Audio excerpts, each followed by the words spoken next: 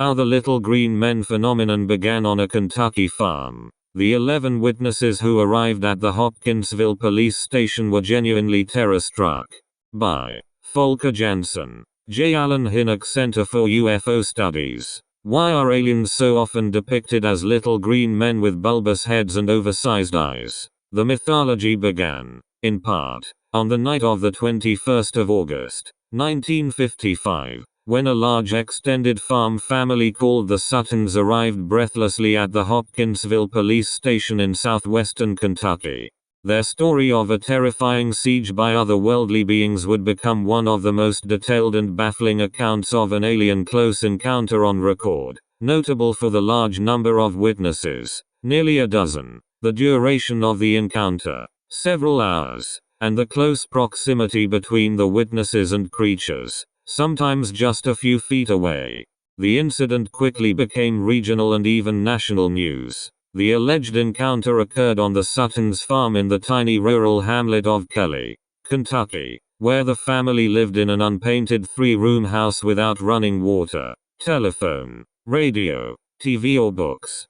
Of all the details of their story, the UFO landing and the appearance of small alien creatures, one fact is indisputable. When the 8 adults and 3 children arrived at the nearby Hopkinsville police station at about 11 p.m., they were genuinely terror-struck.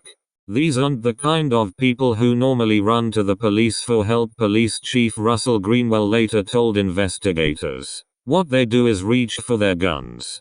Yet here they were, women and children hysterical and one man with a pulse of 140 beats per minute, measured by an investigator. Small metallic humanoids, impervious to bullets. According to accounts given to the police, at about 7 p.m. on the hot Sunday evening, Sutton family friend Billy Ray Taylor was fetching water from the backyard well when he saw a silvery object, real bright, with an exhaust all the colors of the rainbow. As he later recounted, it came silently toward the house, passed over it, stopped in the air, and then dropped straight to the ground.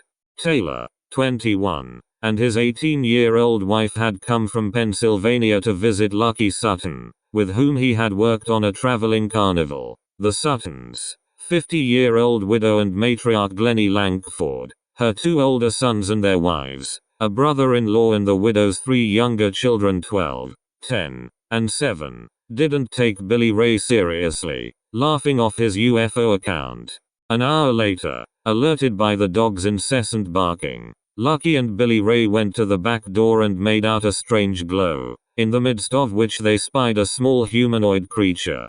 About 3.5 feet tall, it had an oversized head, almost perfectly round, its arms extended almost to the ground, its hands had talons, and its oversized eyes glowed with a yellowish light. The body gave off an eerie shimmer in the light of the night's new moon, they said, as if made of silver metal.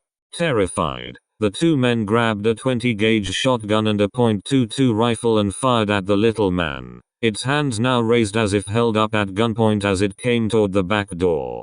They reported that it then did a flip, scrambled upright and fled into the darkness. Betty and Barney Hill alien abduction. How Betty and Barney Hill's alien abduction story defined the genre. Their account, recovered with the help of hypnosis, detailed extensive medical exams, including a crude pregnancy test. When the US government tapped the academic to help investigate UFOs, he was initially a skeptic.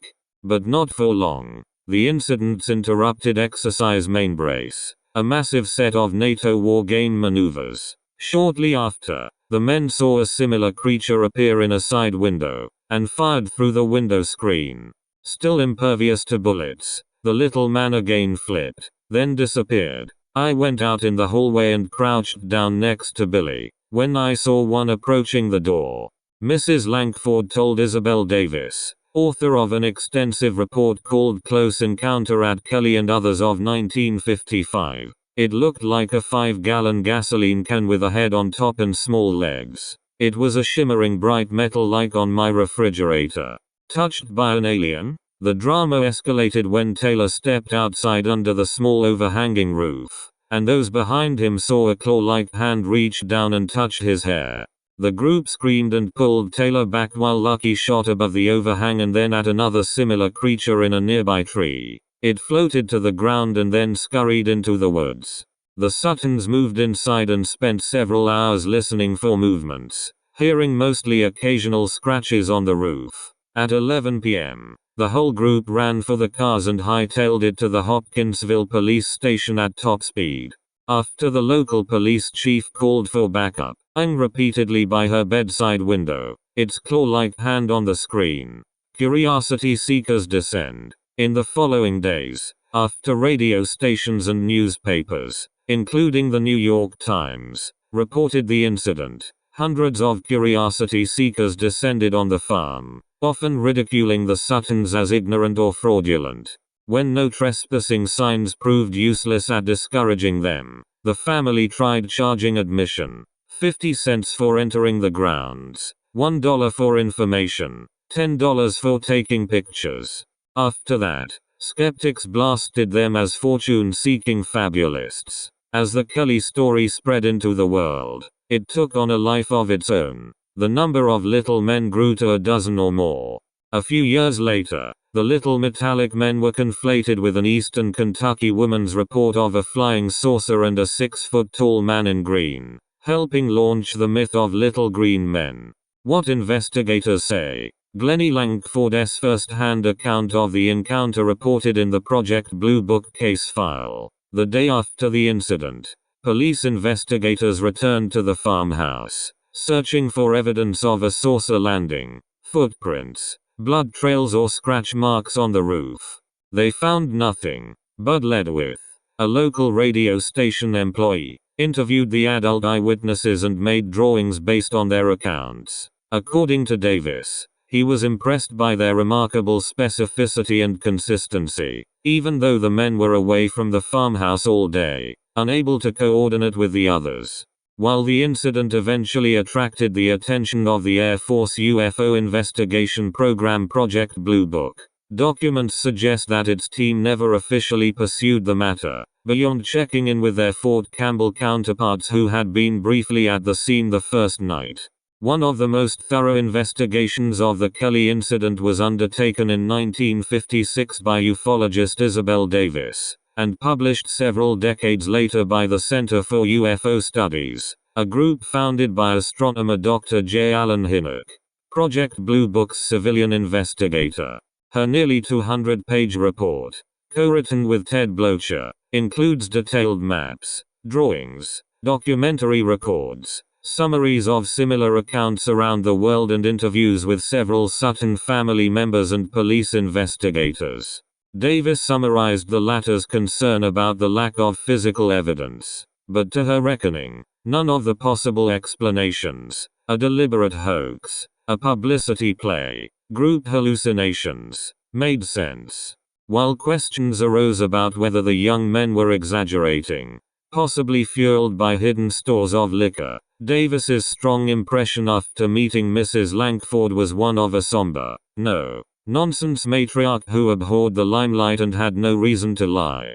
None of the witnesses, Davis noted, had any history of making preposterous allegations. In 2006, Joe Nickell, Senior Research Fellow of the International Committee for Skeptical Inquiry and a self-styled paranormal investigator, reviewed the accumulated evidence in an article entitled Siege of the Little Green Men, the 1955 Kelly, Kentucky incident. In it, he raised suspicion about what he called Billy Taylor's embroidered testimony. He matched Taylor's UFO sighting with similar reports from that day, which suggested a small meteor in the vicinity. As for the little men, Nickell floated an explanation used for other alien encounter stories, owls. In particular, the great horned owl, aka the hoot owl, has long wings that could be mistaken for arms, along with talons, yellow eyes, long ears and round head that might also match the little men description.